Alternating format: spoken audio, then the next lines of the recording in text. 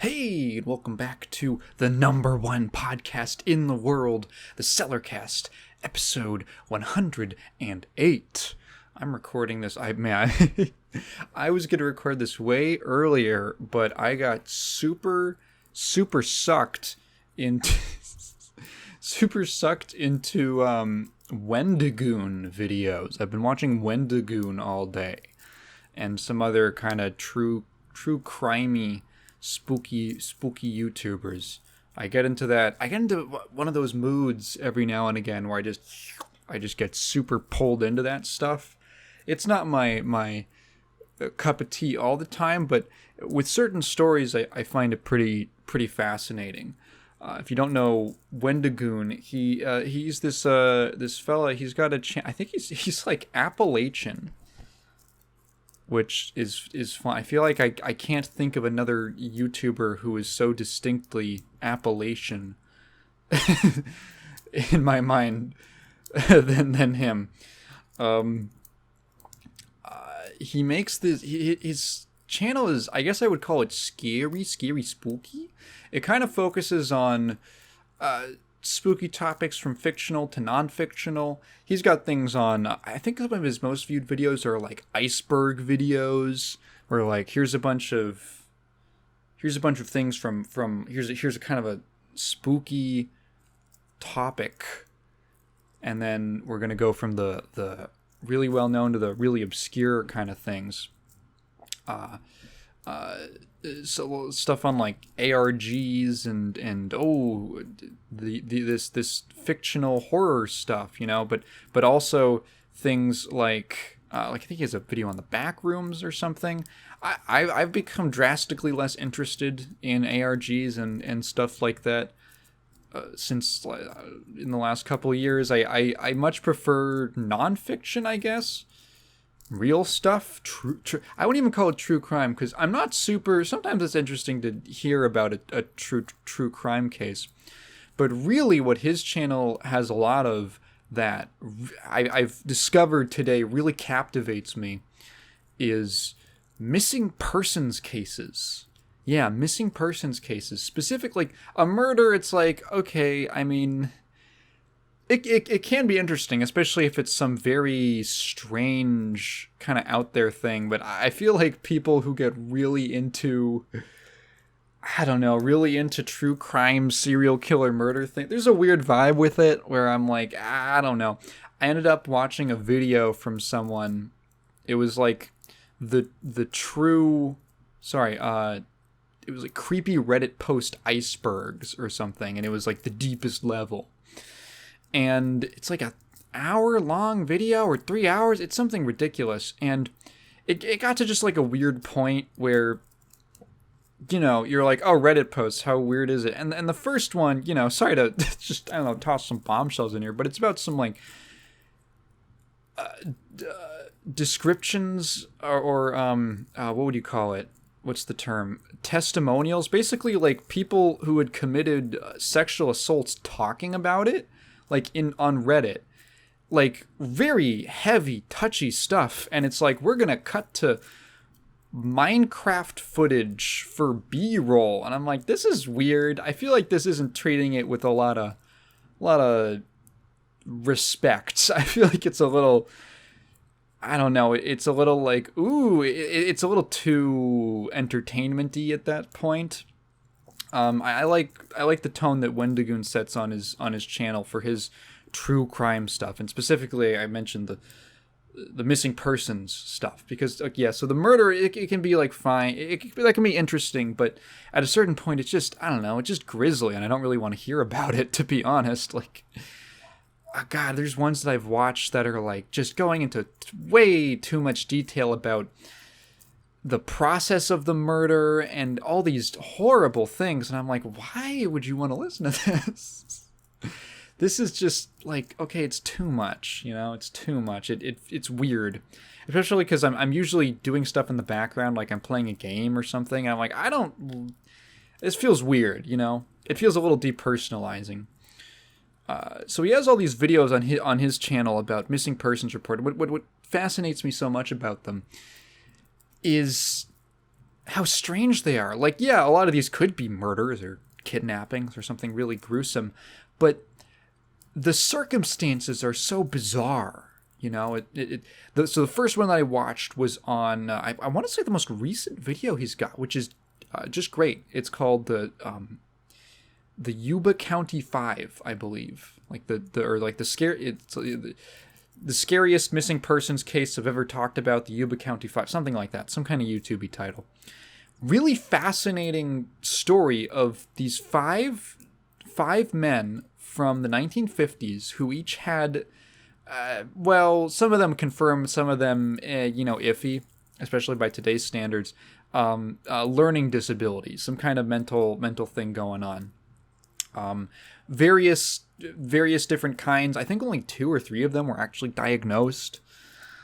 But most of them, it seemed like some of them, like one guy maybe was just like a little, like on the autism spectrum kind of thing, like not debilitating. There was a dude, one of them who like literally, the first time he had a house fire, could not understand at the age of like 25, like could not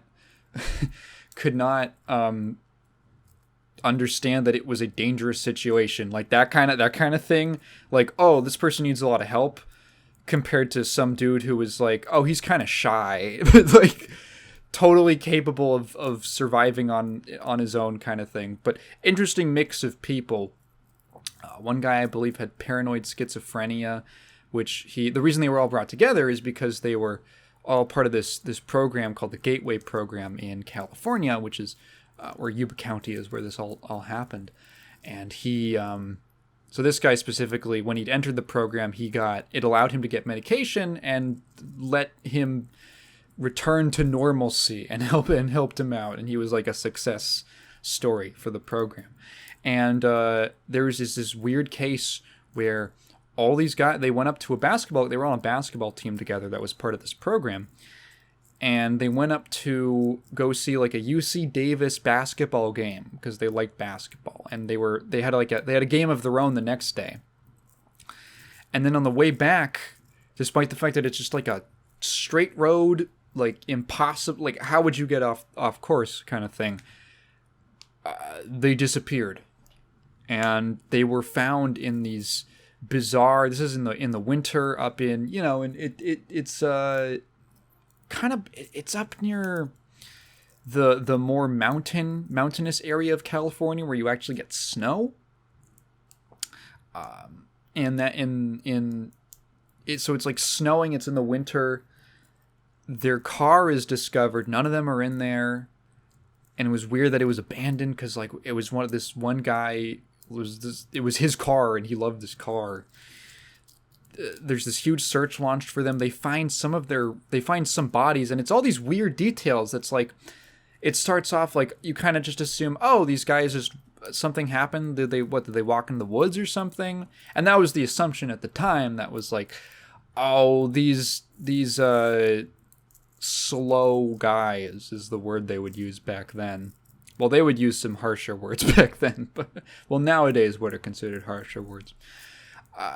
Walked into the woods and they were dumb, whatever, But then when you really look at the actual conditions these guys had, it doesn't really add up. It doesn't really make a whole lot of sense. And then when you piece together like where their bodies were found and the conditions that their bodies were in, it was like, why are they so far apart from each other? Why are they like 20 miles uphill from where their car was left? Has anyone seen them? And then these reports come in, and the reports have some weird holes in them, like from eyewitness testimonies of people who saw them around that time, and it's just super weird, and it doesn't add up. I'm like, it's so strange, and none of the explanations are good.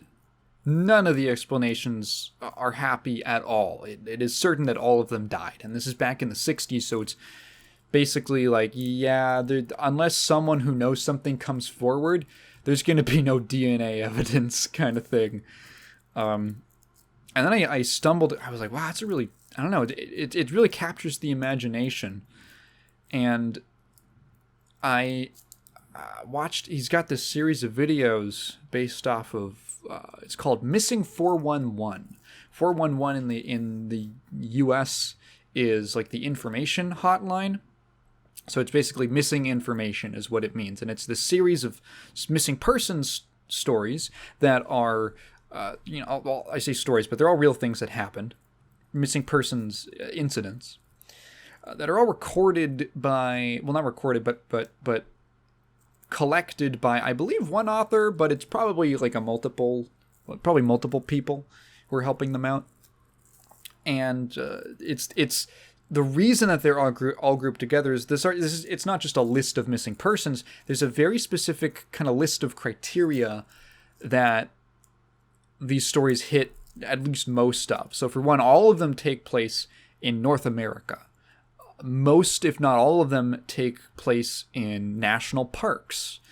The missing people are often children or people who are extremely familiar with the outdoors and survival. There's often some kind of involvement of shrubbery or gravel patches, which gravel fields, which might seem like kind of weird, but I don't know, that some of the stories are like, why do these just seem like outdoorsy things, but they come up a lot. The people also always happen to be found alive or dead or in pieces miles from where they were last seen, often with time frames that are really suspect, really weird, right? So there's one case that's like a great example of it, of this 2-year-old boy who was playing near the woods with his family while they were, I believe, out camping or something like that. Playing near the woods with a cat, and then he just disappears. He vanishes. So they form a search party, and they find him 20 miles away about 24 hours later. Now, like, okay, I've done 20-mile hikes in the wilderness. I've done like city hikes and things like that. 20 miles for a 2-year-old is absurd. It is unfathomable. Like, it is a crazy distance to go. I'm not sure what that is. Let's see what that is for my non-US viewers in kilometers. 20 miles in kilometers. It's a little over 32 kilometers. So it's really far. And for a 2-year-old to do that in the woods is kind of absurd. And the only explanation he had was that he was playing with the cat, and the cat led him there.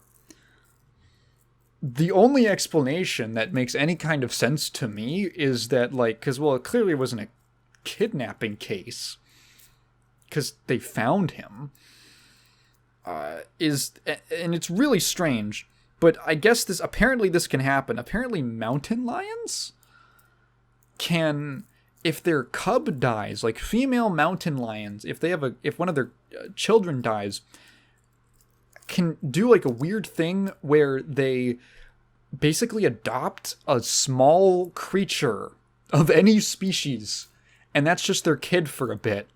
It's some kind of weird motherly hormonal response, like a trauma response. And it can theoretically happen with human children.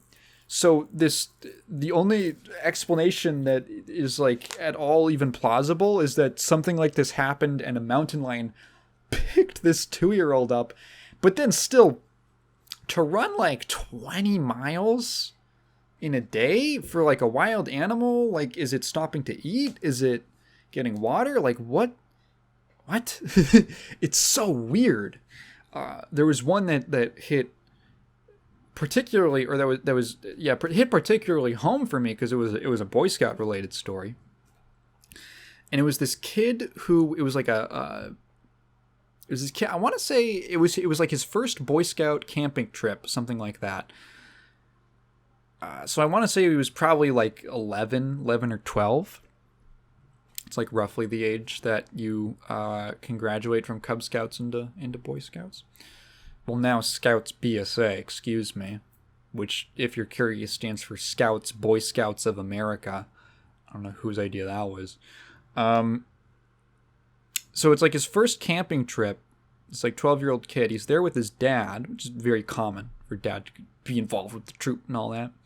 And as soon as Wendigoon starts describing the type of camping trip they were on, I was like, oh, I know exactly what this is. It was like really easy.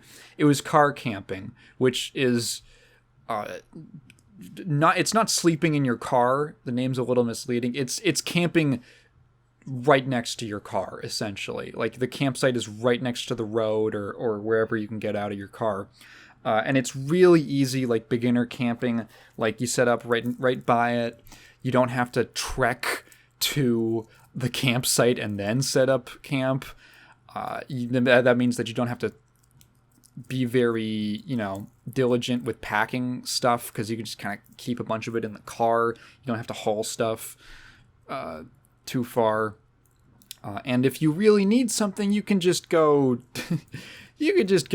like get in your car and drive to like a nearby store and then come back, kind of thing. Really easy. It was at like one of those family camping spots where they've just got a road, and then it splits off into a couple camping sites where like maybe let's say a dozen people at most can probably set up. One of those kinds of places. I've been to that a couple times with the Scouts, and these are very usually clustered nearby a lot of activities to do. There'll be like a body of water where you can go fishing or swimming. There'll be trails, usually some very light hiking. These things are right next to like bathrooms and showers and dumpsters and stuff like that. Very easy, casual setup. So this kid and his dad are just down the hill, from what I remember, just down the hill from the campsite, fishing. The kid gets his socks get wet or something like that. His feet go in the water. He's like, oh, I want to go change my socks. Let me go back up to the campsite. This is in broad daylight in the middle of the day. And the campsite is like 200 feet away. What's that in metric? About 61 meters for my non-Americans. 200 feet away, right? And it's basically, so the dad also tells him, like, hey, Scouts use the buddy system, so for safety reasons, you're always with at least one other person. But this is one of those walks that's so short. It's like, come on. He tells him, hey, stay on the trail. Kid goes, yep. And he follows the trail. The dad watches him go up the hill and around. And from the point that he disappears, it's maybe 50 feet to the campsite. And it's the last time that kid was ever seen. And it's so weird to me, because I've been to these kinds of places. I know exactly the kind of layout that he's talking about. And it's also weird because there's usually just people hanging out, There's usually other people from the troop, like other kids, other adults and parents, just kind of hanging out, walking to and fro. Not to mention other families or even other troops that might be there camping. And the idea that this kid just vanished in this kind of an environment. This is like literally the safest, most family-friendly camping you could ever do.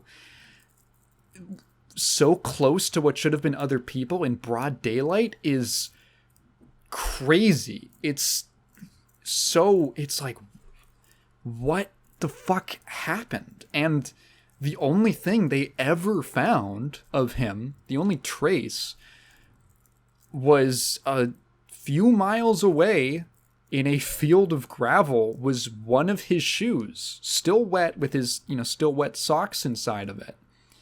One of his shoes and a sock, still wet. And you're like, what? What the fuck happened? How did that... Was he kidnapped? Was he... Was there someone in the woods? What the... it just boggles the mind how something like that even happens.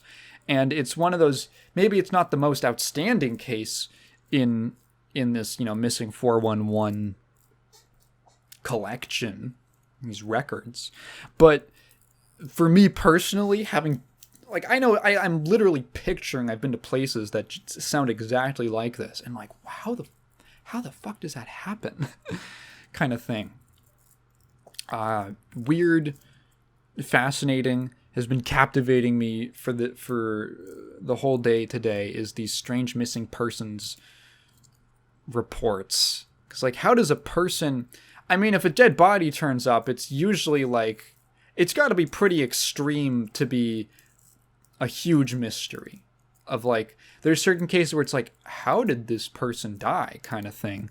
Or very strange circumstances around their death, right? That are difficult to explain. That's what's interesting to me, because honestly, for most stuff, you could just kind of dismiss it as, something happened. There's a lot of, unfortunately, very pedestrian reasons for murder. But you just end up with stuff like this. That's cases like this where it's like, how does a person just vanish in one of these circumstances? It's always one of these kinds of things where it's like, it's a really weird event. It's always got that quality to it where it's like, what? It's got that, like, WTF quality. You're like, how did this on anyone's watch, How quickly must something have happened for this to go down? I read a really weird story just in the comments. It wasn't covered in a Wendigoon video, it's not that I've seen. But this boy who went missing, and when they found him again, he talked about how his grandma, he'd seen as they were camping, his grandma had shown up. He'd gotten lost. His grandma showed up, and she took him to a cave. But they were there for a while, but he thought she was acting kind of strange and robotic. And then... And so he decided to leave and eventually found his way back to his family. Then, like, a little while later, his grandma, they found out she got really sick, and they found out she had this weird scar on the back of her neck that had never been there before. As if she'd been, like, punctured at the back of the neck. It just, like, what? What the fuck? What is happening? Those kinds of things very much capture my imagination. Yeah. So that's what I've been doing today. Haven't had the craziest, most interesting week. Excuse me. A lot of just wrote video work and stuff like that. So I want to get on to the comment review. So we do have one question from last time, although I do want to point out that apparently I am really bad at recognizing actors, because I thought that in Asteroid City, I thought that Tom Hanks was Bill Murray. Oops, I also thought that Matt Dillon was Bruce Campbell. Let me look up Matt Dillon. Oh, that is him. He looks way like Bruce Campbell. He totally looks like Bruce Campbell. No, someone just... Dude, the search results... The first search result is Bruce Campbell, Matt Dillon. They look so much alike. Dude, come on. Dude, they have, like, the same phenotype. Probably the same genotype, to be honest. There's no way. Look at these. There's just side-by-side comparisons. There's no way. Look at them. They are so similar. I guess Matt Dillon has a slightly, like, deeper set eyes. But come on. They are so similar looking. I guess their noses are a little different. Bruce Campbell's is a little thinner. I can't tell. I don't know actors. Anyway. Our questions from Gus. Gus, friend of the show, who asks, or who says, I'm kind of sad that people don't really care about Onimusha. I don't care about Onimusha because I never played one. Maybe if I played one, I'd like it. Personally, I liked it more than other Capcom titles like Devil May Cry 1 and 2 at the time. Apparently, Devil May Cry 2 sucks, so it's normal to like a lot of things more than DMZ2. I can only imagine how awesome a samurai game would be if it was made by Capcom now. Is there any other games you wish for them to revive, like God Hand or Breath of Fire? Well, actually, yeah, I do. I played Breath of Fire 2 forever ago, and I think it would be cool for Capcom to have a traditional kind of RPG series again. I guess Monster Hunter is, well, it's the closest thing they have to an RPG right now. I think it would be cool for them to have an RPG series it was kind of like Breath of Fire is cool. It's kind of like their Final Fantasy with, basically different universes for every entry, but similar kind of motifs and a lot of repeated character names. Cool series. I think it would be neat to bring back in some kind of way. Not even like a re-release or something like that. I know Breath of Fire is like 3 and 4 are pretty well liked. It could be an opportunity for them. But for me personally, well, you say Capcom series that you want to see get brought back. And this is because last time I talked about Mega Man. So obviously, yeah, it goes without saying Mega Man is one of them. Also goes without saying all the fighting game stuff. I would love to see a Darkstalkers revival. Some kind of just like mid-budget Darkstalkers fighting game I think would be really cool. I think that I don't know if their fighting game division is developed out enough right now to support development of 2 games, but mayhaps, you never know. It would be a neat thing to see in the future. Marvel vs. Capcom, obviously, I've heard Rival Schools is really neat, and that would be a cool thing to see come back. Cool aesthetic. I like a lot of the characters from it. Also played a lot of Akira and Street Fighter V, so there's that. SNK versus Capcom versus SNK. Obviously, I'm just going through the motions of fighting game series. That would be cool to bring back. Oh, Star Gladiator. I think it would be really cool. There's no notable science fiction fighting game series in the modern era, really. Which I think is a shame. Besides, I guess, sort of Guilty Gear. It kind of falls into science fiction, but it's got a lot more going. Guilty Gear has a lot more going on in it than just sci-fi. I think like a straight up sci-fi fighting game would be really cool. I'm pretty sure. Am I going nuts in that Star Gladiator was meant to be a Star Wars game at some point, and then they lost the license and just stuck with developing it? I feel like it was something like that, but I don't know. I love the. There's a lot more fantasy or contemporary settings in fighting games, and I have always been a fan of science fiction. I think it would be really cool to see some kind of wacky, zany Capcom take on a sci-fi fighting game series. Another one which doesn't get brought up a lot is Demon's Crest. So Demon's Crest, I would count it as its own little series. There were technically 2 games, Demon's Crest, and I'm looking at a list right here, Gargoyle's Quest, which is just like a GBA. Is it a port or something? I only ever played. Oh no, there was Gargoyle's Quest 2. Okay. So Demon's Quest was basically a spin-off from Ghosts and Goblins, and it followed the red gargoyle demon character Firebrand, who you probably, if you know him from anything, it's from Marvel vs. Capcom. He's that guy. He's the red demon gargoyle guy. And Demon's Crest is just a really cool SNES platformer, like an action platformer. It has a sick. I've never talked about this before. I am a huge fan of Mode 7, Mode 7 effects in video games. If you don't know what that is, it's basically a graphics technique that you only ever really saw on the Super Nintendo. Maybe on the, I don't know if I can't think of anything on the Genesis that used it, but it's basically a little trick they would use to give a flat 2D image depth. So imagine just taking like a piece of paper and just tilting it backwards somewhat. That's like a Mode 7 effect. So all of the race courses in F-Zero, the overworld maps on the Super Nintendo Final Fantasy games, that the ones that have depth at least. Anytime you see the, stuff kind of like tilt and stuff. There's a really cool room in Super Castlevania 4 that's like a cylinder that's constantly spinning.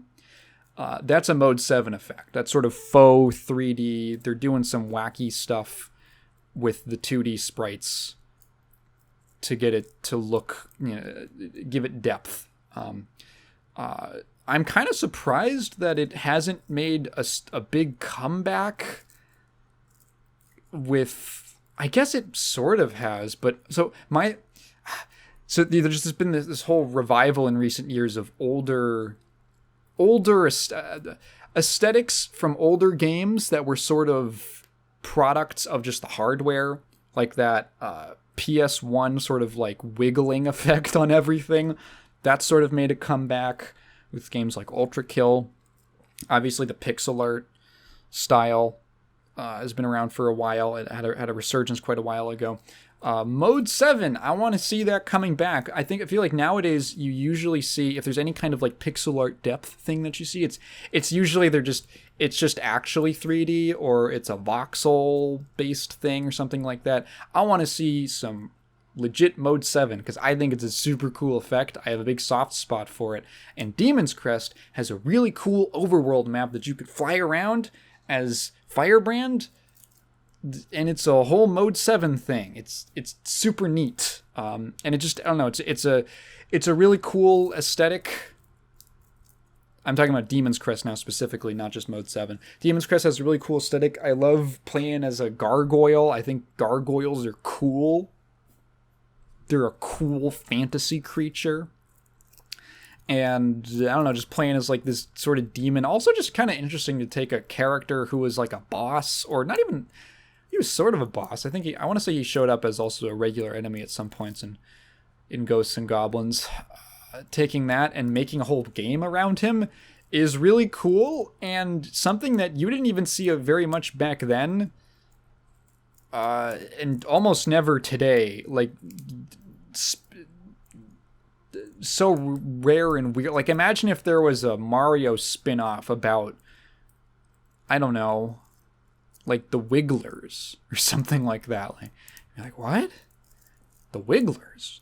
But Firebrand got his, and I think he's like a cool looking character. I'd love to see some kind of just kind of like what they did with the Ghosts and Goblins reboot a few years ago. I think it would be really cool to see some sort of Demon's Crest reboot, because they do those once in a while, like, hey, here's a retro Capcom thing that we just made a new one of randomly for fun. Just a new Demon's Crest game that's just an homage to the original. Don't have to go crazy with new ideas or anything, but that's really neat. I'd like to see that.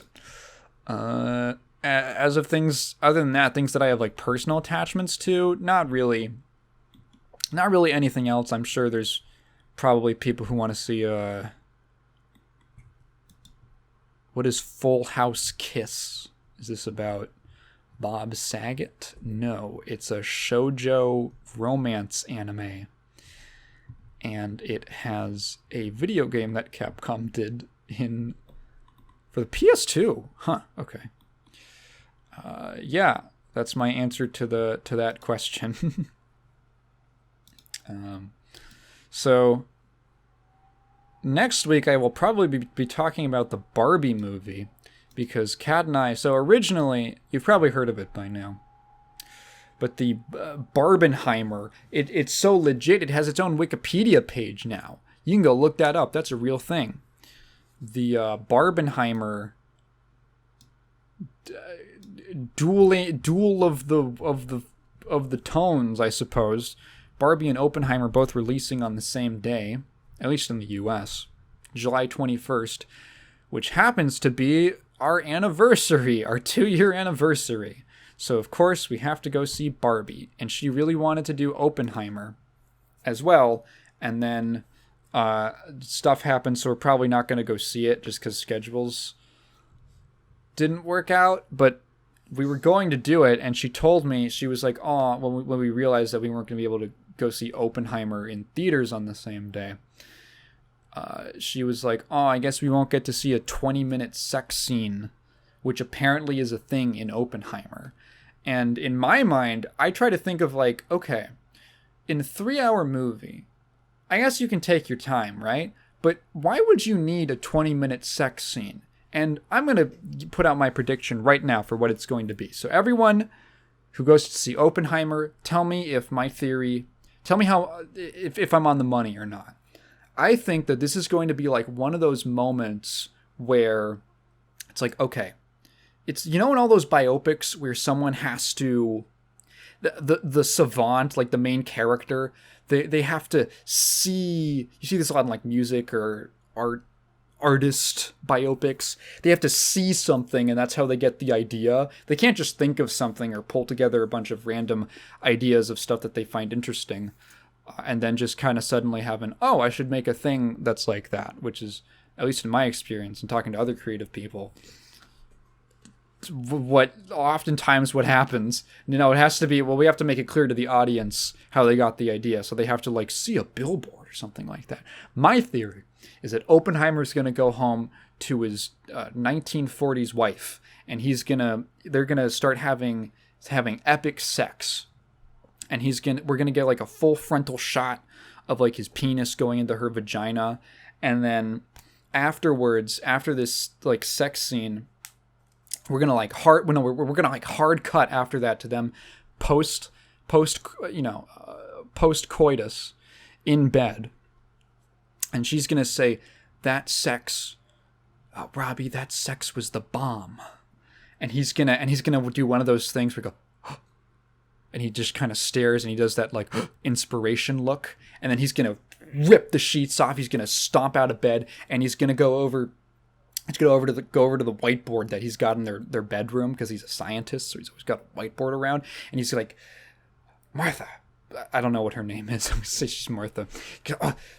You figured it out. And he starts drawing all these schematics, and she's like, Robbie, what do you mean? What are you doing? What are you talking about?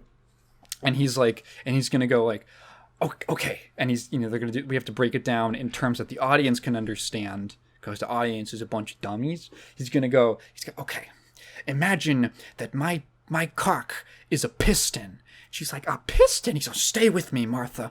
And your vagina is an atom of uranium. She's gonna go, uranium? And he's like, stick with me. And now my cum is an electron. And he starts drawing, and he's like, now if my penis goes into your vagina, and I orgasm, and I come and I spew my electron into your vaginas, into the uranium atom in your womb. She's like, yeah. He's like, it creates an explosion. And she's gonna go, what? What are you talking about? What does this have to? And he goes, it has everything to do with the bomb, Martha. Just like you said, it was the bomb. She's gonna go, but if you came inside of me, well, I would get pregnant with what, a little boy? And he's gonna look up, and his cigarette's gonna drop out of his mouth. He's been smoking the whole time, and he's gonna go, Martha, you figured it out. And that's gonna be how he came up with the idea for the design of the little boy bomb. It was based off of epic sex he was having with his wife. That's my theory. So tell me in the comments below how, if that happens next week. I can't wait. You see, and this whole time he's going to be explaining if they're going to be cutting back and forth to them having sex to like to keep, drawing comparisons as he's talking. So that's my epic Oppenheimer. I wrote this down in my notes. Oppenheimer sex scene theory. Anyway, how about gaming industry news? You hear about that Microsoft shit? Isn't that crazy? I guess it's just happening now. So I didn't talk about the FTC case against Microsoft for most of the time that it was going on, despite the fact that I found it pretty interesting. And that's because I was like, I'm going to wait until this is mostly over, and then I want to look at it. And I think it's mostly over. I don't know. So essentially what's happened is that the FTC, if you want to know a basic rundown of what happened, the FTC was trying to prevent Microsoft from merging with, or buying, it's a merger, with Activision Blizzard King. They were trying to prove a monopoly. And it basically, or that it would be unhealthy for the industry and the consumer specifically. They presented the worst possible case that you ever could have, to the point where I feel like they were almost paid off. They were so incompetent at proving that this would be bad for the consumer that they almost never argued for the consumer. At basically every turn, their biggest point that they were trying to make was that it would be bad for Sony. And maybe tangentially, you could say that, it also means that it would be bad for the consumer. But they, never really tried to make that. It was just constantly, this will be bad for Sony. And the FTC's and the courts was like, okay, but why should we care about Sony? And they were like, their feelings are going to get hurt. This foreign company's feelings are going to get hurt by the furthering of American business interests. Isn't this a compelling argument? Not to mention all the weird, dirty laundry that got aired out as a result of... This was so funny. Just all this stuff that had to be revealed as part of the case. Let's see if we can find... Hang on. Microsoft, Activision... Hang on, wait, Microsoft? What the fuck was it? It was like blocking... No, I don't...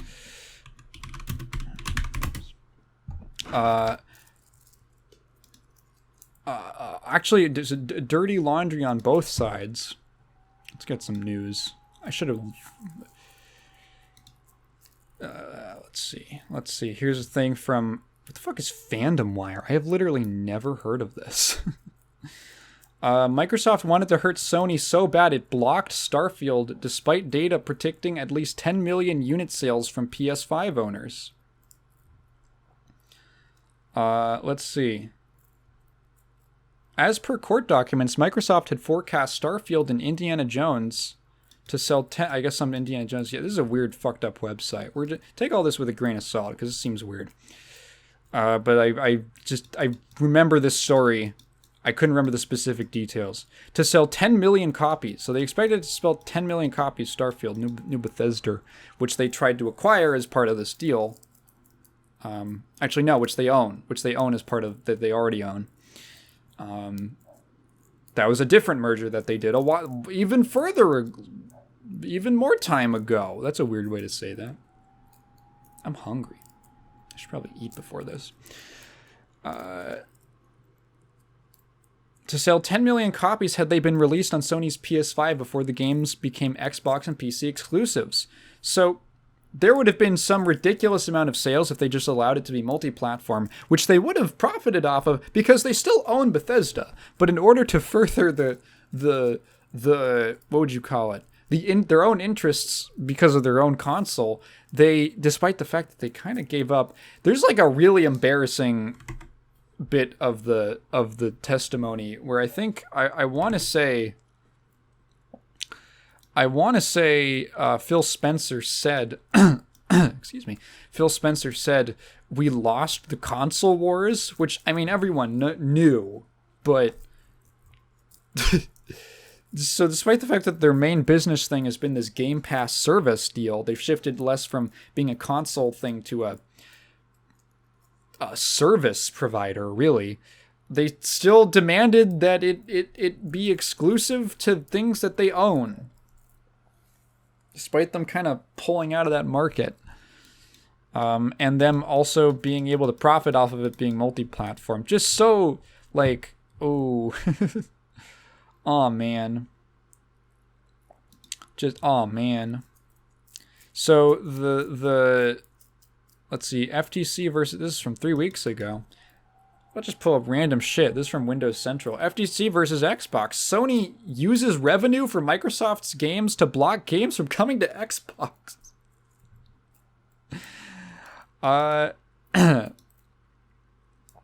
So Spencer says that Phil Spencer says that Sony effectively uses the money it makes on Microsoft games like Minecraft and Fallout 76 to undermine and foreclose Xbox. This is so fun. I love this shit. I love industry politics. I love gaming industry politics. I find it so funny and amusing and fascinating. It's not like a missing persons case in that way. So it looks like the FTC royally screwed up and failed to make any kind of convincing case that this would be bad for consumers. Even though there's like a lot of ways that you could easily point to prior history and say that it was bad for consumers for like one company to own more and more of like an industry. Excuse me. I lament the slow, steady slide into the cyberpunk future where there's a few giant corporate interests that own the majority of things.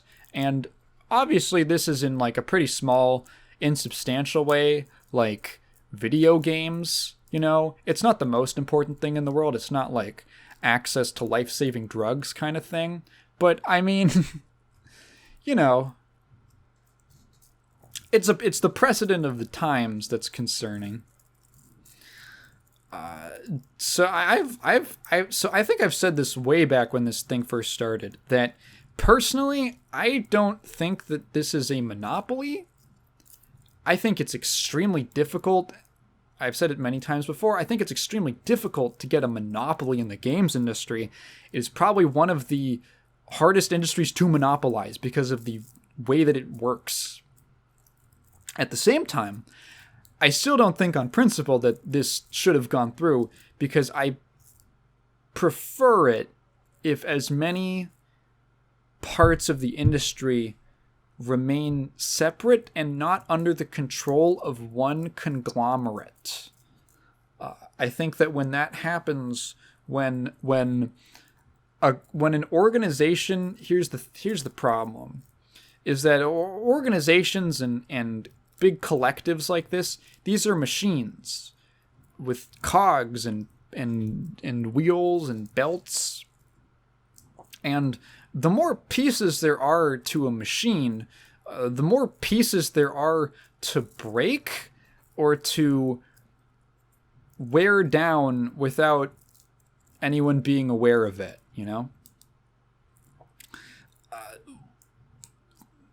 The bigger that a corporation is, and the bigger that the higher up the top level gets, the easier it is to kind of let things fall to the wayside and to just sort of I mean, the classic case would just be something like these big publishers that already exist, people like EA, Square Enix, where they just own so much shit that, like, how do you keep track of it? And oftentimes they don't, and they just kind of like willy-nilly cut things off. They mismanage things. They allow stuff to go unchecked. They're just too big for their own good. And it's led to this increasing bubble that I've seen forming in the games industry since about like the early 2010s, since about the 8th generation, although I want to say it started forming in the 7th generation with the AAA industry, part of the industry emerging. And it's really made me think about corporations in a very different way. I don't know, and a lot of things at large.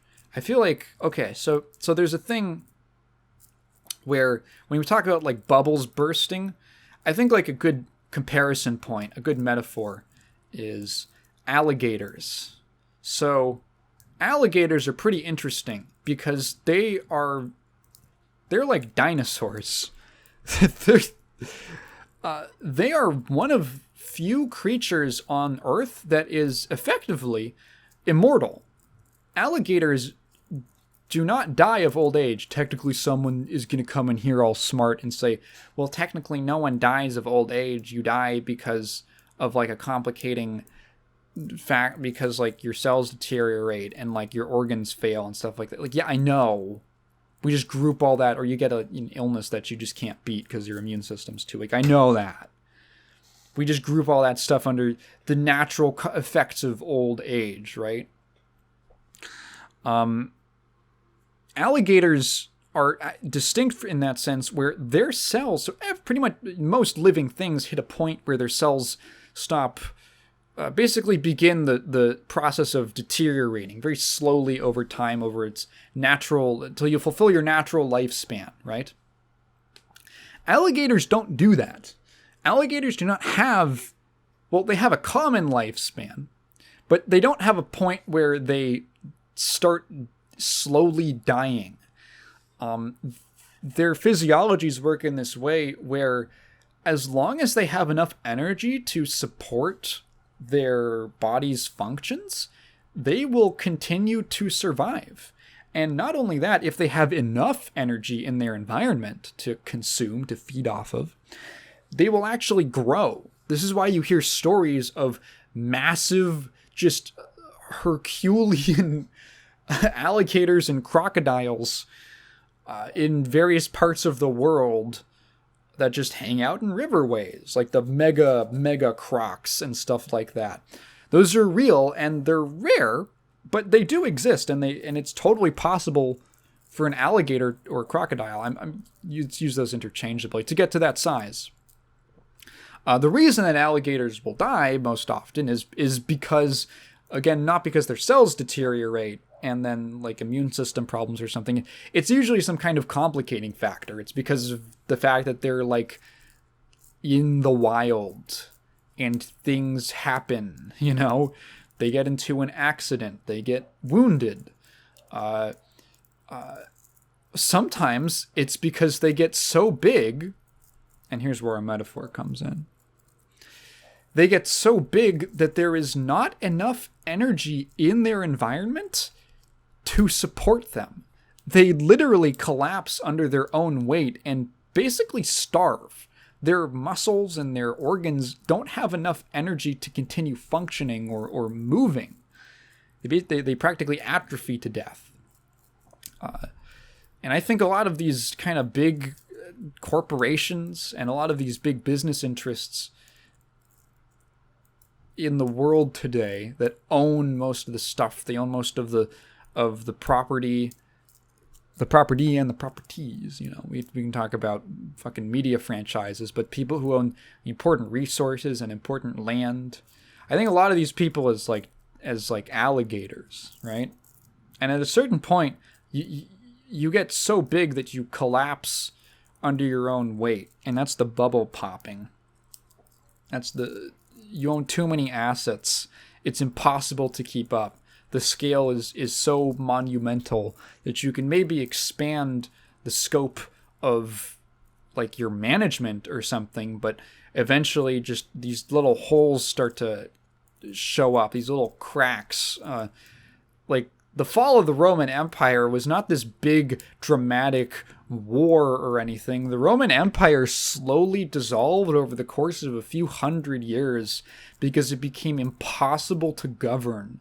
It was so big they had to basically split it into two, with two rulers, consuls as they were called. This is pre-empire, who would basically, this is post-empire. They had the system for a while. Who would basically oversee the governance of the western and eastern halves of the empire. And then slowly, just over time, there was no big dramatic war or something, or coup, or anything like that. It was... Eventually, people were just so spread out. The country was impossible to govern. There were foreign, like, Germanic invaders who just came in and were like, we're just going to take this. And, like, what do you do? It's just too much shit to handle. And eventually, it just slowly faded out and became, like, the Holy Roman Empire, which was like this weird patchwork of states and like all this stuff, and it just kind of slowly faded away and spread apart into what we know now as a large chunk of Europe. I feel like, I don't know, it's the natural lifespan of things. And I'm looking forward to EA collapsing. And I hope those people some people get to keep their jobs, you know? I always feel bad saying I hope this company goes out of business. So I have to tag on, I hope that the nice people there get new jobs and stuff like that. Or there's like a total reform and they sell off a bunch of stuff and focus on small projects. That would be cool. That's the thing, right? When you have... So one of the big problems is with having all of these layers and layers and layers of ownership is that eventually the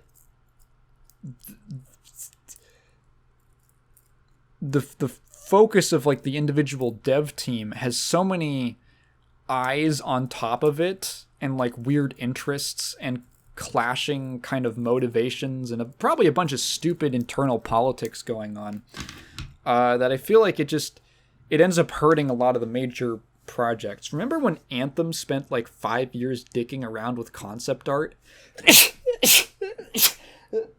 Excuse me, gosh.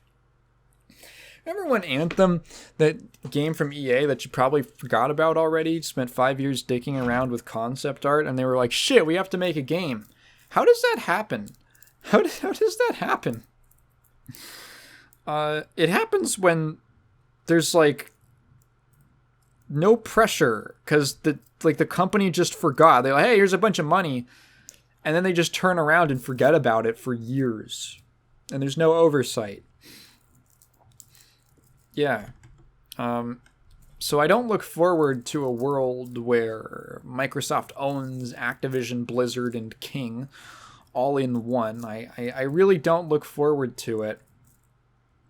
And I anticipate, not immediately, but I anticipate that down the line we'll see some knock-on effects. I mean, honestly, to be fair, I don't know how much worse Activision could get.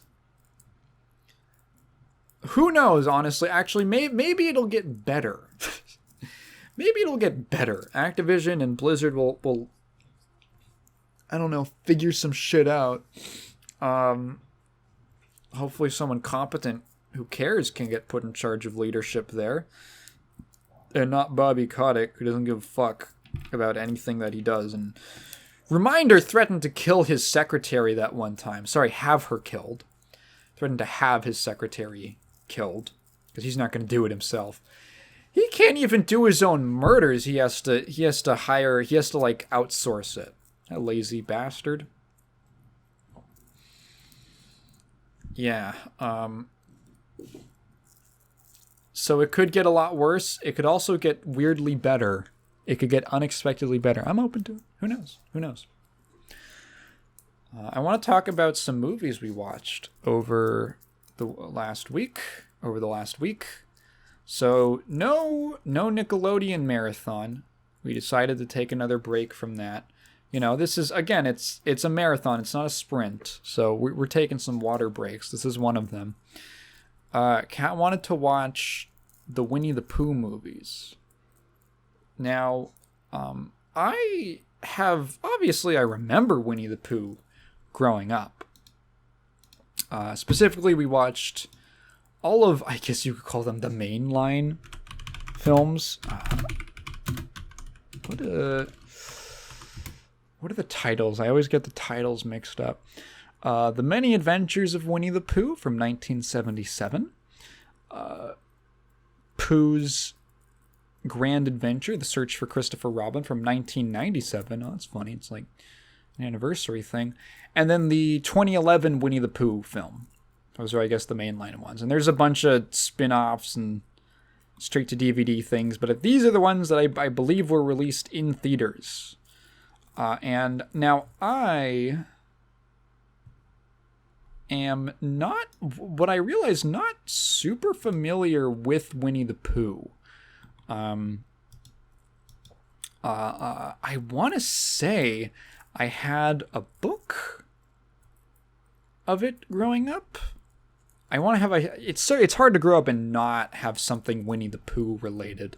I want to say I had a book of one of them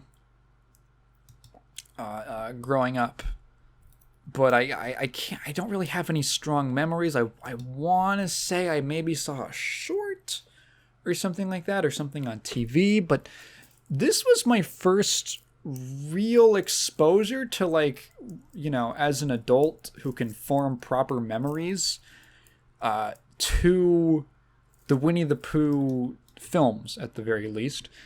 I love them. I love Winnie the Pooh, is what I've learned from this.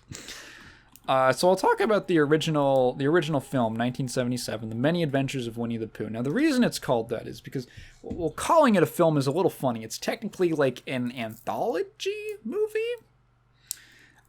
What Disney would do back in the 60s was or probably even before that, but they started doing this with the Winnie the Pooh in the 60s, is they would they would basically have like a double feature in theaters where they would have one film, basically two, let's say 30-minute short films that would play back to back, not as opposed to a full feature film.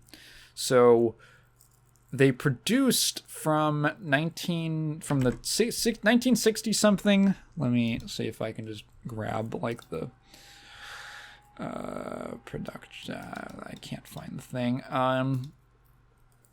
From sometime in the 60s to, I want to say, like 1976, like a year before this movie came out, they produced 3 short films about Winnie the Pooh, adapting stories from the main Winnie the Pooh book.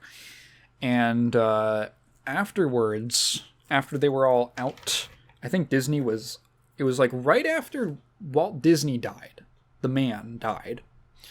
And they were a little like, whoa, what the oh gosh, what do we do? They were in their panic phase.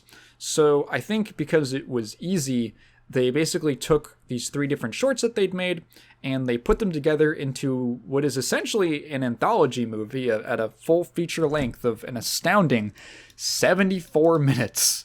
It's not very long. So I don't know how else. So this movie, because of the anthology sort of structure, it has a really interesting mood to it, because the pacing is really strange. You're essentially watching 3 separate stories which themselves have these sorts of meandering plots at points. So the whole film feels kind of directionless in terms of having a plot.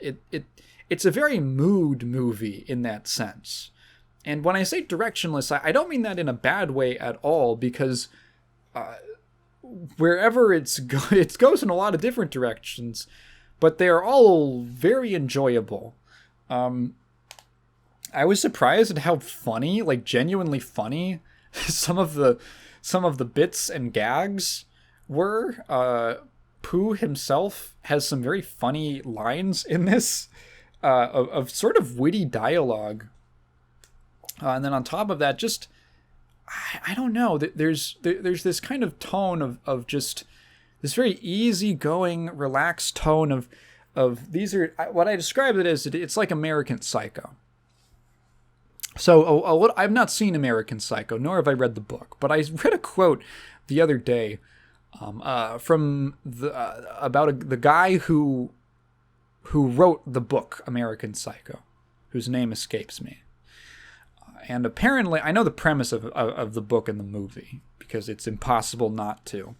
But essentially, when he was in high school, he had... This is such a funny story. He had this friend who was this, like, effortlessly cool girl that he hung out with, and I think probably had, like, a big crush on, and was too shy to ever confess his feeling. That's what it comes off like.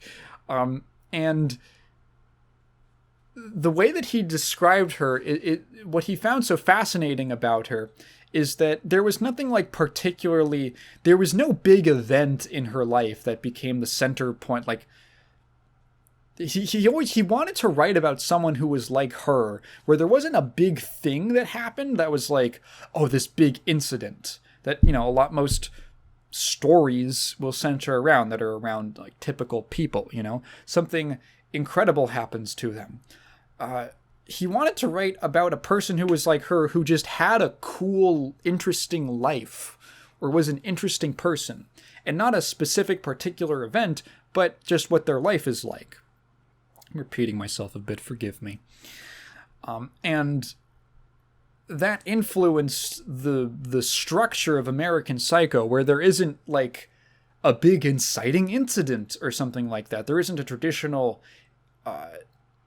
3-act story arc necessarily. It's just kind of like the guy, by that I mean like hitting all the plot beats with the rising action and all that. You're just kind of seeing the day-to-day life of a guy who is a serial killer. And all the things that he does, from like the very mundane things to the very, you know, murdery things.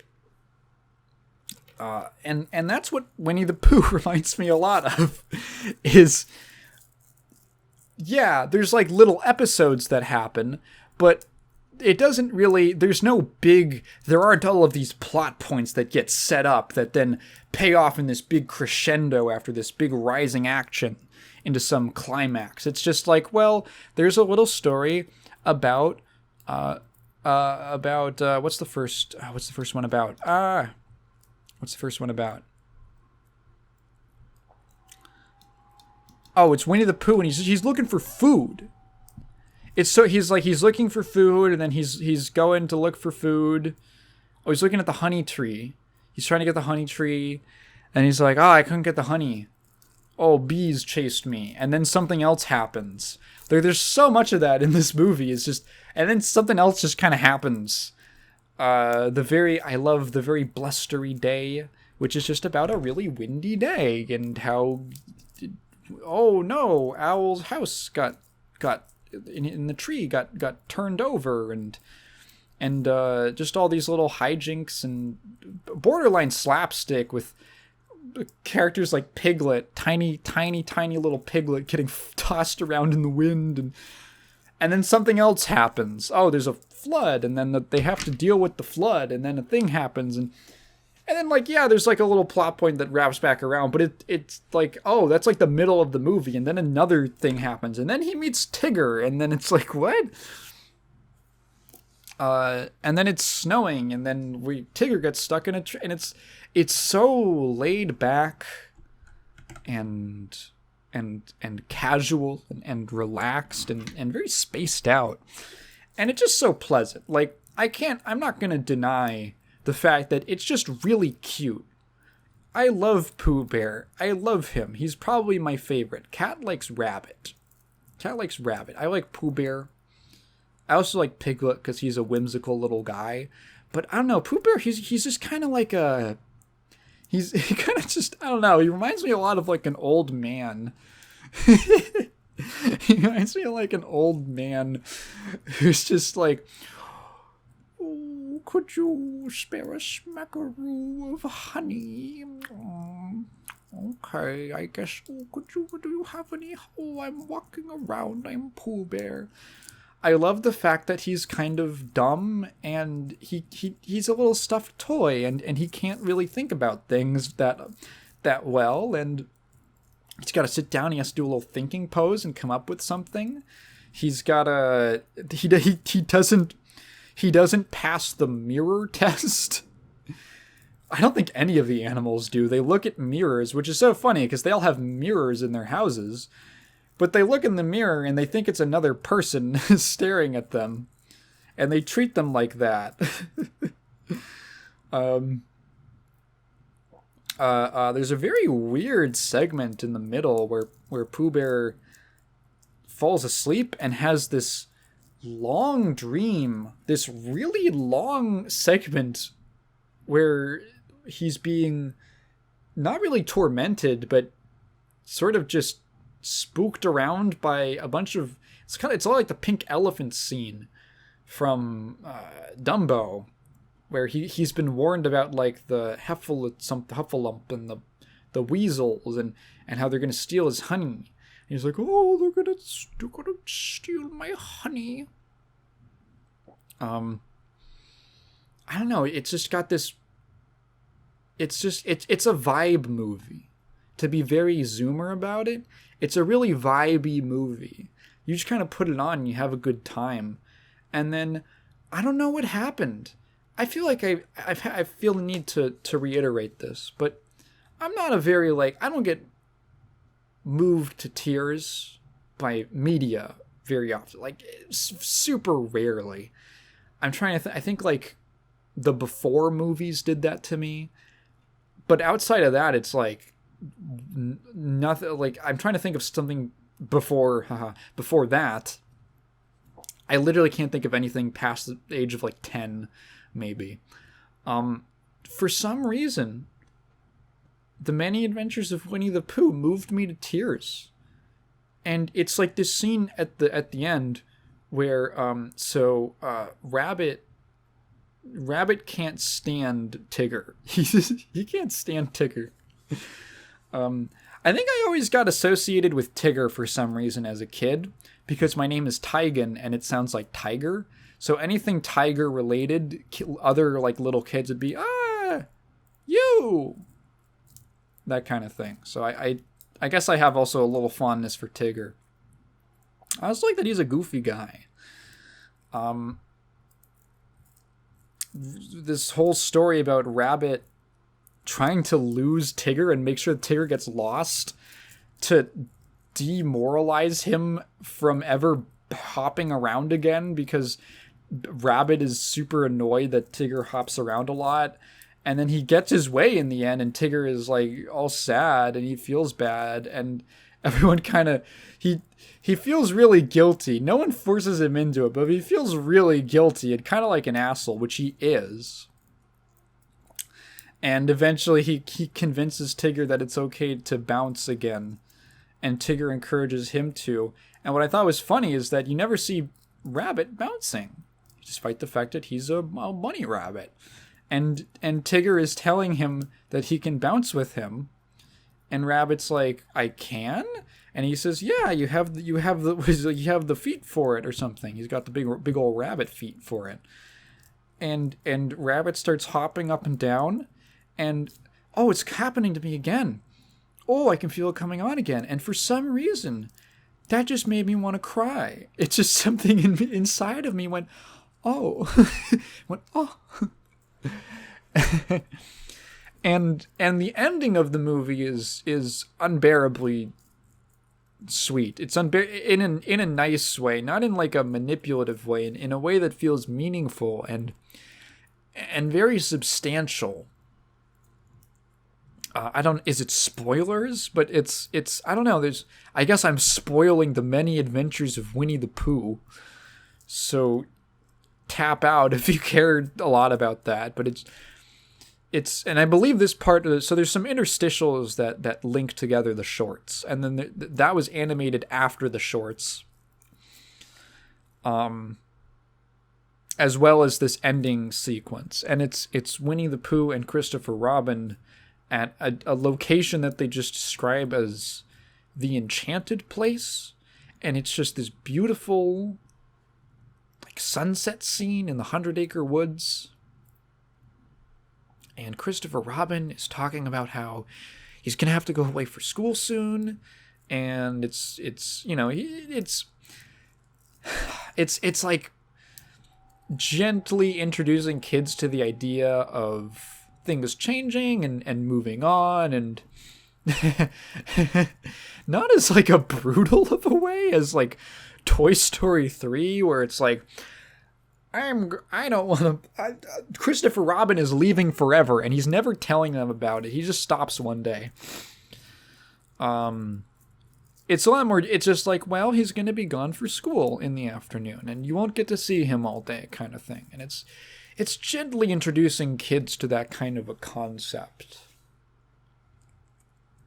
But there's this like,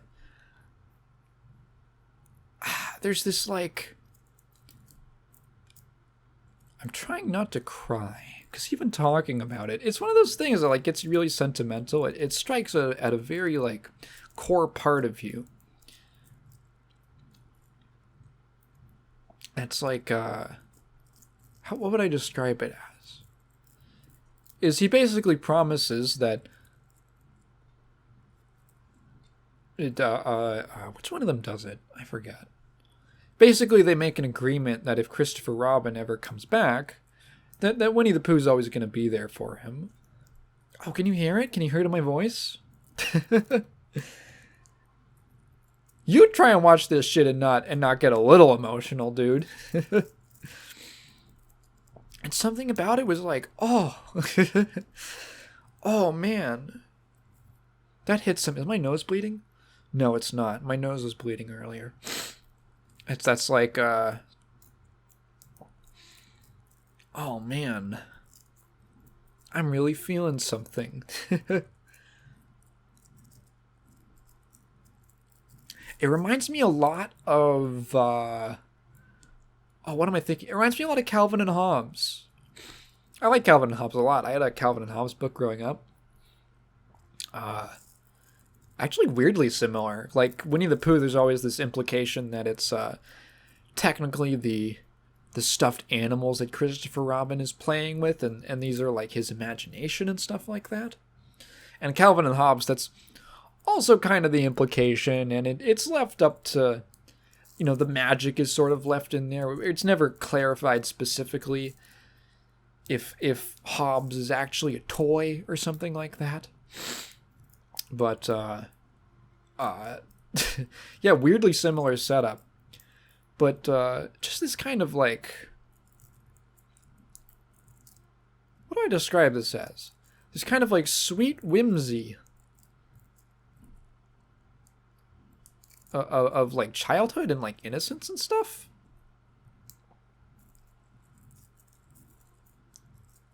That like hits, I don't know,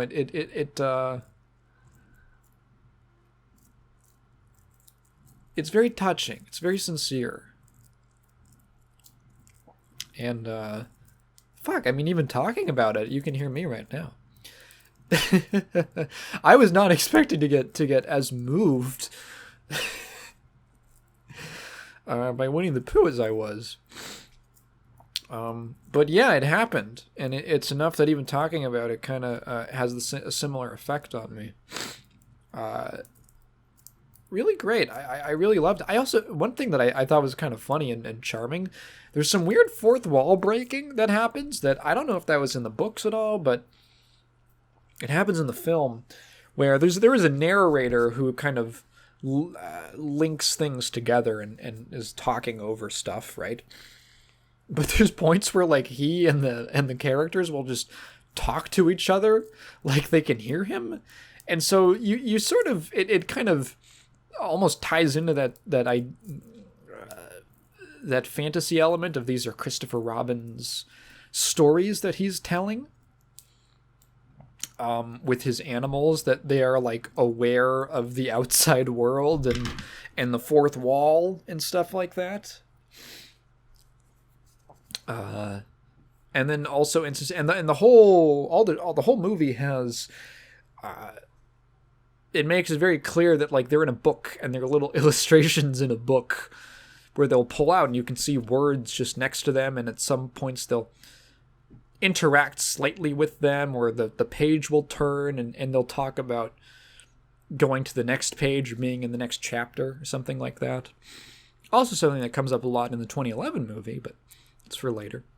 And then right after that, after I got done crying, and Kat called me a big silly guy, we watched the 1997 Pooh's Grand Adventure: The Search for Christopher Robin, which is a movie that I remember. I want to say Kat remembered more. I think she'd seen it before. I think she was more familiar with all these movies. And I also like that one. It's interesting. It feels very much like it was made by people who grew up with Winnie the Pooh and were making a sequel to the themes of it. It's not based off of any of the stories as far as I know. But a lot of the ideas in it, it's almost like an expansion of ideas that are brought up in those original stories and in that original film. So the whole thing centers around a thing that was sort of promised at the end of the movie of the first one, is that Christopher Robin has left for school, and he's going. They wake up one day and he's not at his house like he usually is, and they're going to go look for him, but he's left a little note behind with a bucket of honey, of course, for Pooh Bear. And so none of the animals can read. So they take it to Owl, who is supposedly the wisest, and Owl misinterprets it that he's gone to a place called Skull and he needs help. Or that they should worry about him, because he misses words, he misreads things, he misinterprets the whole letter. And they go on, all the characters except for Owl and Kanga and Roo for some reason, go on a journey. It's very Land Before Time. They go on a journey to find Christopher Robin. And the whole time they're scared of monsters and all of these threats, none of which are real or you have any reason to. They are never even shown to be real or exist. They're just almost these things in their heads. Excuse me, that they've convinced themselves are real. And the whole movie is basically a story about growing up and coming to terms with the things that were proposed at the end of the first movie, which is things changing. They are in denial, they're in disbelief at Christopher Robin's gone missing, So they set out in search for him, and I guess spoilers, is that when they find him, they realize that everything's fine, and he's just gone at school, and he's learning about things. And he'll be gone in the future, sometimes for a few hours in the afternoon, or he'll be back in the afternoon kind of thing, and that it's okay, and it's okay, and that he's left them with these ideas and these messages about what he believes about them, about how smart and strong and brave they can be. That because they're always relying on him for stuff. They're always, Christopher Robin, call him. He's like their dad.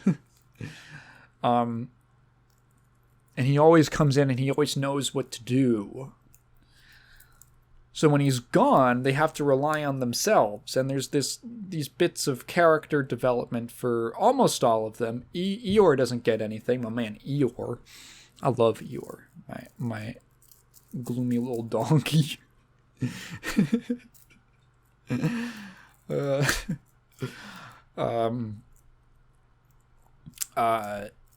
And it's, I don't know, it's a very sweet movie. And it's definitely, it's very 90s in a lot of ways. It especially the songs. It's a musical, which there was music in the original of where characters would hum little songs, but this one has straight up musical numbers. And it's very like 90s ballad for a lot of them. And I don't know how much I super cared for the songs. They just felt, I don't know, very of its time in a way that I didn't feel. the original has a quaintness to it and a sort of timelessness to it that I feel like you could show it to a kid today, and maybe they could tell just because of the older style of animation, which I also found very charming. I like that you can see a lot of the line work in all the characters. But you could show it to a child today, and besides maybe that, it doesn't feel old. It feels quaint and timeless, like the words I just used to describe it 5 seconds ago. And if Pooh's Grand Adventure has anything against it, it's just that I feel like it's slightly of its time in a way that at least I can tell, which isn't like a negative, really. It's just a thing that I can tell that it's kind of different. But I enjoyed it a lot. Kat started tearing up in this one because there's a scene where Winnie the Pooh is really sad, and Winnie the Pooh being sad is heartbreaking to her, which is very sweet.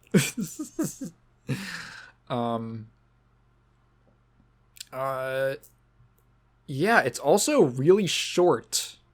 It's also a really short. How long is this one? It is, oh gosh, I just had it up. There it is. It's 76 minutes. It's like about as long as the original. But yeah, I don't know. I liked it. I did like it. I liked it a lot. I think out of the three of the, well, I'll talk about the last one. I'll talk about the 2011 Winnie the Pooh movie, because I think it's interesting because the 2011 Winnie the Pooh movie was the last 2D Disney animated film that they ever put out. And it's kind of funny because we just watched like Nimona, right? Which is like this big swan song for Blue Sky. And it feels like this big passion project and everything. And like this important, it feels like a movie that would be your last movie. The 2011 Winnie the Pooh, it doesn't feel like that. And apparently a lot of people were kind of confused of like, oh, this is the last movie? Really? Okay. I like this one a lot. I really liked it. It's basically the same premise as the original, which is that it's actually based off of the original stories. And it takes many things stylistically from that original film, and it really feels like the sequel to The Many Adventures of Winnie the Pooh, much more so than Pooh's Grand Adventure. And also there's a lot of like some repeat ideas. So what I learned eventually was that the ideas from, so this movie takes a story from the Winnie the Pooh book, or books, I'm not sure exactly where it is, that was the inspiration for Pooh's Grand Adventure. I maybe should have mentioned that. So there's a lot of overlap. It's the same. It's a similar story where Christopher Robin has to leave for school, and he leaves a message to tell them about this and that he'll be back later. He'll be back in the afternoon. But the characters can't read the note correctly. Owl misinterprets it. It's literally like the same plot beats, and they get the wrong idea, and the whole plot kicks off from there, where they think Christopher Robin has been trapped by they see the words back, I'll be back soon, but Owl reads it as Baxon, and he makes up this story that a Baxon is like some kind of great monster, because he's trying to appear. Owl isn't actually like that wise, he just pretends to be. It's like this funny recurring thing throughout the stories. Almost like unknowingly. It's sort of innocent the way he's like ignorant. It's kind of funny. So they think that Christopher Robin's been captured by this Baxon creature. And they make up this whole scheme, this whole plan to capture the Baxon. And that's like pretty much the whole plot, is them going about this plan that they've organized. So what it seems like is that the team that created Grand Adventure took this story and saw it as a jumping off point to tell something about to expand on the premise of this Winnie the Pooh story. Was a good like jumping off point to expand on some of the themes from the original at the end, or some, I guess, the themes of Winnie the Pooh and overall, like childhood and growing up and innocence and moving on and keeping things that you care about and stuff like that. And that's where that movie comes from. But there is, watching them back to back, there's a bit of a weird overlap because Winnie the Pooh, the 2011 film, is very lighthearted. It does not really have a sentimentality to it. It's just kind of like a happy, upbeat movie with some funny hijinks. And it's very enjoyable. It feels like an extended short that would have made up one of the original... that would have made up the original film. It incorporates a lot more third wall elements than the original, but even more, where there's a lot of really fun stuff, I thought, like the characters directly interacting with the words on the page. There's a bit where Pooh Bear falls on some sentences on a paragraph, and the narrator has to explain, what's a paragraph? What's a paragraph? And the narrator has to explain it to him, and the lines of the paragraph start getting like pulled away from underneath him, and he falls down and down and down and up until he just, they're all out from underneath him, and he falls down onto the ground, and you go, I wish that paragraph was a few lines longer. I love Pooh Bear.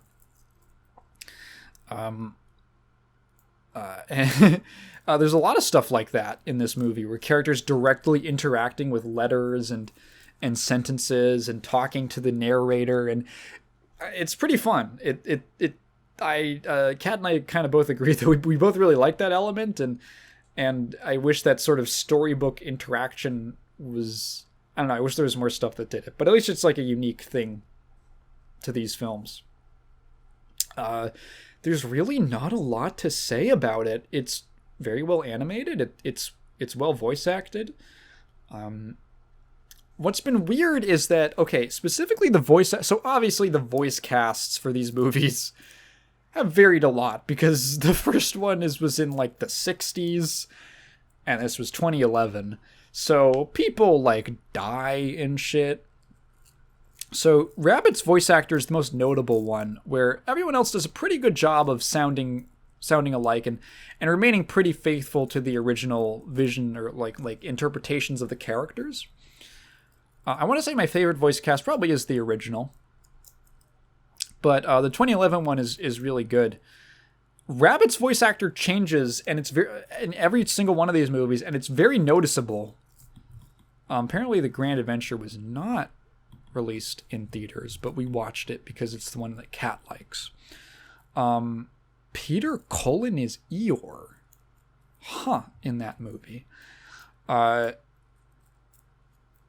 Where is the voice cast for all of these? So, in the original, let's see, I'm going to just pull up all of them. In the original, Winnie the Rabbit was played by a gentleman named Junius Matthews. Okay. In Grand Adventure, he's played by a guy named Ken Sampson, who has a pretty different sounding voice, in my opinion.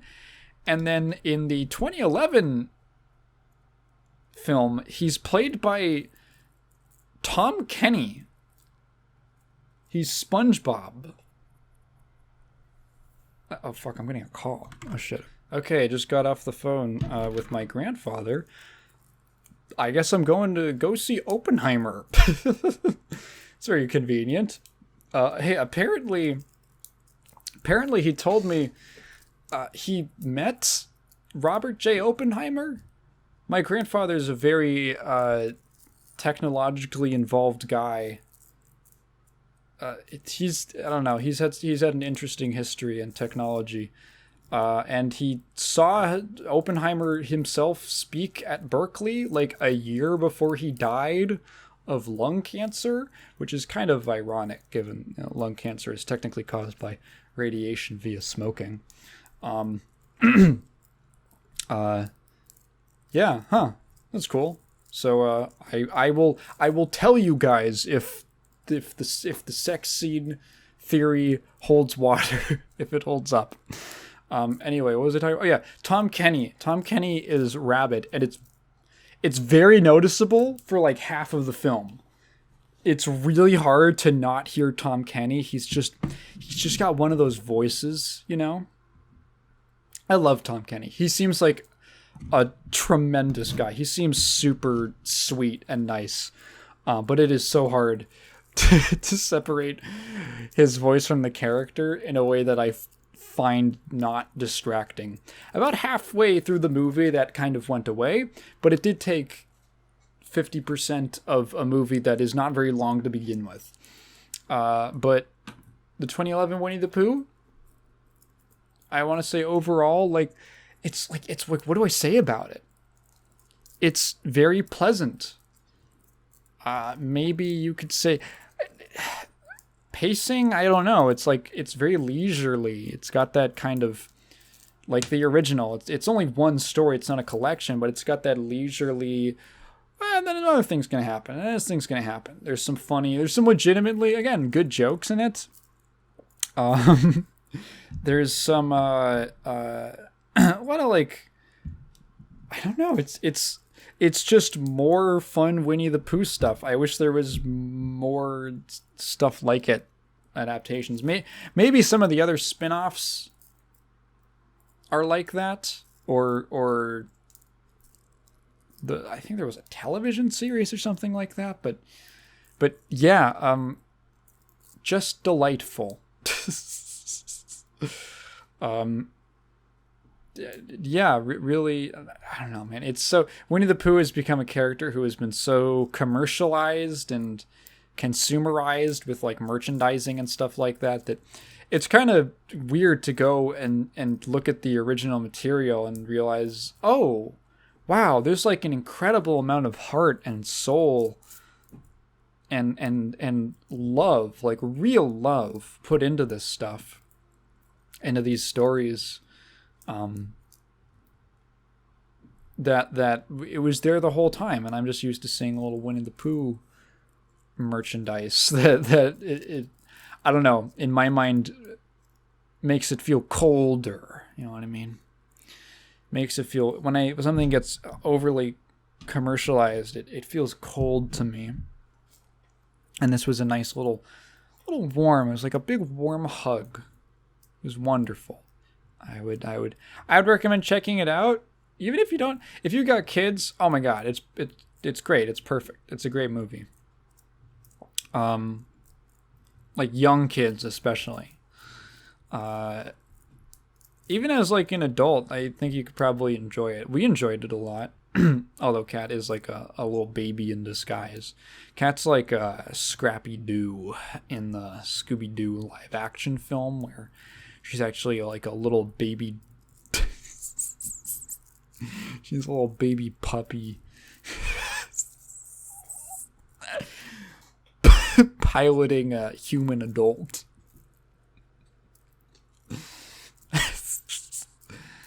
I love you, sweetheart. Anyway, yeah. Do I have... there's like... I started playing... we'll save that for next time. I started playing Satisfactory. The video game. A couple days ago. I put like 10 hours into it so far. I like it a lot, but I'm tired and I want to eat. So I'll talk about it next time. We'll call it like that, all right? We'll call it next time. I think I'm going to call it a day.